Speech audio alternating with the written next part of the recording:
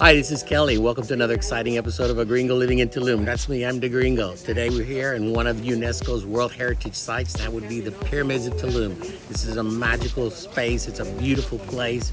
It's a mystical, magical place. I can't wait to share it with you.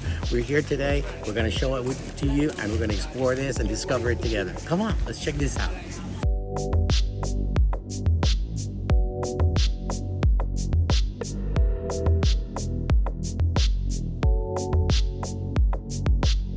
All right, guys, now we're inside the walls, the exterior wall that surrounds this beautiful place. I'm going to introduce you to our guide today. His name is Adrian. Hello. All right, thanks, Adrian, for joining us today and helping us with the understanding of intimate details about this place that we would never know otherwise. When we came in, I wanted to let you guys know that the fee that we paid, including Adrian for the day, how long have we got you? 2 hours? No, 1 hour. 1 hour, that's all right, 1 hour. We can learn a lot in 1 hour. In 1 hour, plus 2 admissions, it's only $57. It's a beautiful, beautiful prize, worth it. And I promise you, if you take a guide, he's gonna tell you things that you wouldn't understand, you wouldn't discover on your own. So please, when you come here, make sure you look for a guide, and especially for Adrian, all right? We're gonna check this out together. All right, let's go. Tulum means stick ground or stick floor. This name came from Frederick Catherwood or Lloyd Stephens because we have the mangrove inside. That's the reason of this name. Many people think in Tulum means wall or barricade in this kind of a dialect. Many people around of Yucatan are still speaking Mayan dialect, in this case Maya Yucateco. But it's possible to see in this kind of a language in everywhere else in Peninsula de Yucatan. As well, we have a theory about the real name about Tulum. The real name about Tulum probably is Sama. So Sama means morning, dawn, or sunrise. Apparently the Mayans left some square gaps behind of these buildings, like a small windows, which they are leaning with the sun position. But nobody came here to prove that, like in Chichen, when we have the shade of the snake falling down to represent the equinox day. Right. Okay? All right. That's great. Family, so here we have on top of this kind of a sinkhole, this building on top. Actually, the scientists took a great picture with this kind of a scanner to watch underneath, and they realized there were a lot of temples above the cenotes. As well, the cenotes have a great connection with the religion. It's not possible to see or found evidence about human sacrifices in Tulum ruins. The scientists found this evidence just in the cenotes. So in the Mayan cosmogony, they thought the cenotes were portals to go to Xibalba. As well, the cenotes, the level water of the cenotes 10,000 years ago was 240 feet lower. So the first people, the first human beings to live around, they live inside of the cenotes. So the scientists have already 10 skeletons from this age, from the last glacial age. One of these skeletons is one of the oldest ones ever found in this continent with 13,600 years old. So there is the entrance to the ocean sea. So here it's clear the Mayas used this place, or Tulum, like a harbor. So the Mayas must trade all the time because here is not possible to find copper, cinnabar, jade, obsidian rocks, or gold even. Why? Because we don't have volcanoes around here. So the main purpose in Tulum was trading.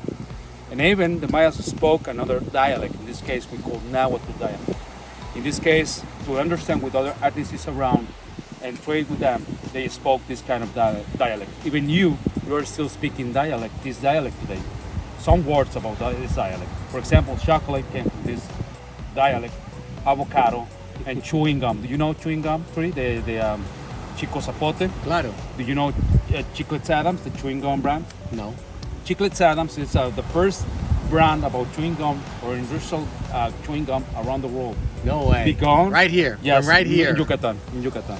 Wow. Yeah. So that's why. So I mean, the Mayas trade all the time with different materials like chocolate seeds, cacao, corn. 90% of Mesoamerican diets cultures came from corn. So if these people use currency, they use chocolate seeds and corn seeds as currency. Exactly.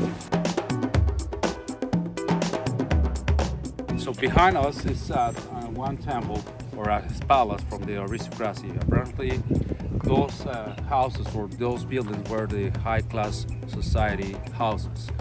We are thinking the royalty lived in those places and as well as possible some difference between lower classes and high classes. Quick question. Yes. Royalty. So did we have a king? Exactly. We had a king, and then we had like the elders. Exactly. And then we had common people. Exactly. Okay, So- all right. So it was a kingdom. Exactly. All right. Exactly. All right. Sorry, I didn't know that. All right. thank you. And, Sorry. and they use theocracy as well. Here only live inside of the frames elite class between 150 to 100 people in average. How many? 200 or 150 people Live inside of the in this walls. huge space. Yes. 200 people. Outside of the city, the rest of the lower classes, laborers, farmers, even hunters, they used to live outside. In total, they used to be here between Wow. 5 or 4,000 citizens in Tulum. The Mayans were obsessed with time, and one of the best astronomers, in my opinion, about in terms of human history, were the Mayans. The Mayans were amazing to calculate time. The Mayan calendar is one of the most precise calendars in the world.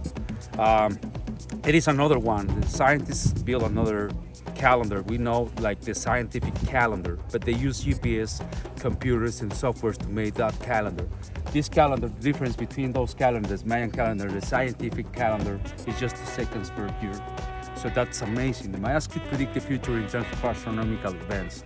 Alineations with Venus planet, the sun position as well. The Mayas predict the future about the constellations, movements of the stars as well. So the Mayas were amazing to calculate time and measure the astronomy as well. So the Mayas were amazing scientists, and as well they were one of the best engineers in the Mesoamerica as well. So the Mayas built these great buildings, and as you can see, they are still standing up until these days, when we have one hurricane storm every 6 years. And they never use rebars or metal walls, just concrete and limestone rocks. So I hope you guys enjoyed that as much as I did. I think our guide was really an incredible asset to the experience. Remember, when you come to Tulum or you come to Riviera Maya, make sure that you visit the beautiful, beautiful archaeological site here. It's great fun. It's hot. Come prepared, some sunscreen, some sunglasses, and a big hat, and you're good. I promise. It's going to be a wonderful experience. All right. Thank you for now. Adios.